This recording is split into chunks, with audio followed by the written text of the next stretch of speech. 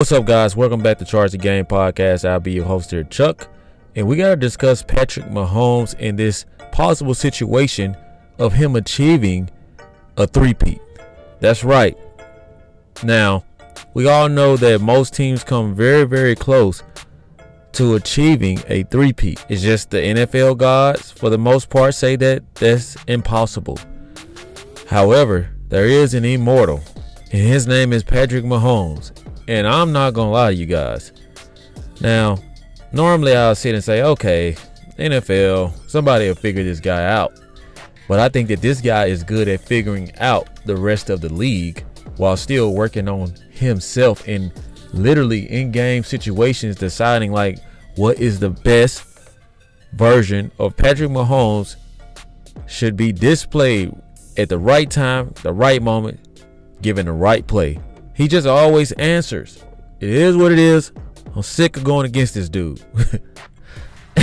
And I might as well just be a Patrick Mahomes fan because it's hard to not like this guy, right? You got some guys who get the big head when they start winning, but Patrick Mahomes, knock-knee, bad built, froggy voice, he's very likable.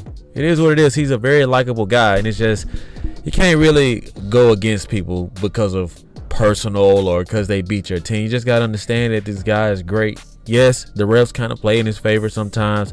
Yes, the Taylor Swift hype is pretty annoying, but man, they have so much ammunition going into the next season that will make them top contenders. And the first thing I'm gonna start off with is saying that this was their worst team, probably one of their worst seasons in the Mahomes era. Like, this guy got through the playoffs, made the playoffs, got through the playoffs, and took down a gauntlet of giants. The man smashed Josh Allen. The man smashed Lamar Jackson. The man that smashed the best team in the NFC. Like, this dude did this with a team that was altered. A team that wasn't catching balls, dropping passes. O-line wasn't living up to the expectation, and this guy did it on a really a down year. So what's to expect now? Obviously, they're about to get a lot better. They're going to get a lot better because the only times teams really dip is when the off season happens, when you have to pay most of your players. Well, they gave Patrick Mahomes his bag. They said, we need you to work with less based off the compensation and your talent. We believe you can do it. Well, I'll be doggone. They were right. This dude here has several chances to be put out of his misery. And what does he do? He plays chess. Okay? Chess isn't working. I'll go back to checkers. And that's exactly what Patrick Mahomes is very good at. 2, Taylor Swift. If Travis Kelce, don't let this boy put a ring on her finger during the offseason. Oh my goodness. Y'all know this home opener gonna be crazy. And the stock of Taylor Swift and Travis Kelce, that duo together right now. Travis Kelce, man. Shout out to Travis Kelce, man. I know he tried it, with the sister, and that didn't work.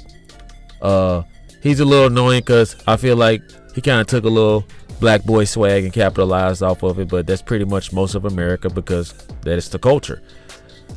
Shout out to Travis Kelce, man, because he bagged a billionaire. Boy, hey, I don't care what music you sing. As long as you look like you looking and singing the way you singing, man, you gonna be all right. We saw where the reports came out where he was seeking like an engagement ring, reached out to the family for like approvals and stuff like that, and the media pretty much ruined it, leaking it. So I do think that if the love for Taylor Swift is real, that he probably put a ring on it and it's going to make the NFL ratings, the Chiefs franchise skyrocket. I mean, this one person, right? Beyonce was literally in the building. No one cared. They only cared about Taylor Swift. And I must say, guys, I stay here in Dallas, Texas, as you guys know. I went to a Texas Rangers game with my uncle last year. I was amazed at how many sisters were dressed up with the Swifties. I couldn't believe it. I said, oh my goodness. I looked at my uncle. I said, I did not know that Taylor Swift was that big. Like, obviously, I like a few of her songs. I hear them in the gym sometimes. Nice elevator music, rooftop music here and there. Man, she is so big to whenever she comes to Texas, it's literally on the news. Now, wherever you guys may be, it may be the same thing, but I've never seen anything like this. So big to where they had to split her shows because she is that dynamic. And I'm like, wow, this is genius on Travis Kelce's brand, his team. Hey, he's in good hands. So those two reasons right there off the rip is why I believe the Kansas City Chiefs will be right back. If not, if anything, their ceiling is a Super Bowl. Their floor is the AFC Championship. It doesn't matter if he's on the road or not. This guy figures it out. And the third thing is Andy Reid. We had Andy Reid. I believe we had Andy Reid for what, about 12, 13, about 15 years on the Philadelphia Eagles. And we're always very happy for that guy, man, because God knows he tried a lot with us.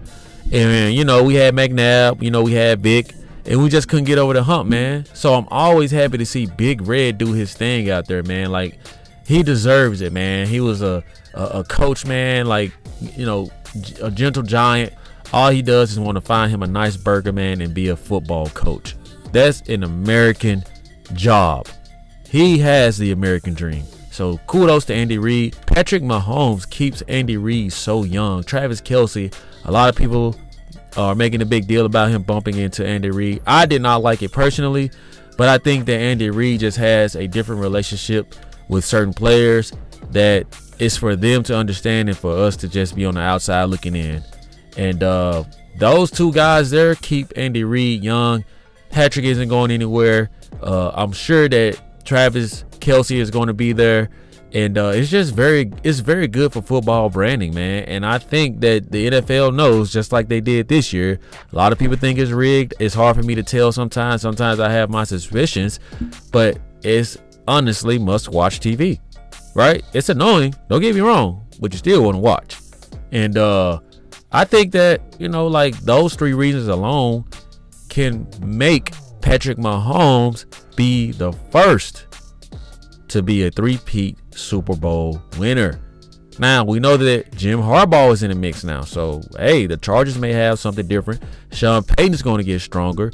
Their rivals who hate their guts, those Raiders, hey, they're looking to shut down all this Mahomes magic. So, I don't know. Anything can happen is any given Sunday.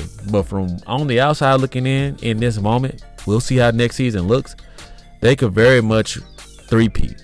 And you have to think about the youth on that football team, that defense who they've gained this playoff experience, they've gained this Super Bowl experience, and it's only going to make the preparation more easier, comfort, and continue to remain the standard in the Chiefs kingdom.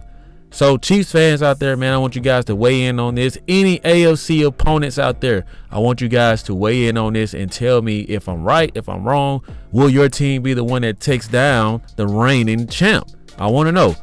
If you guys are new to the channel, please hit that subscribe button. Also hit that notification bell so you guys can continue to get the latest when I drop my sports media takes. I want you to also follow me on Twitter at chargetheegame. That's all I have for you fine folks today. Thank you guys so much for the love and support. Like always, let me know how you charge the game.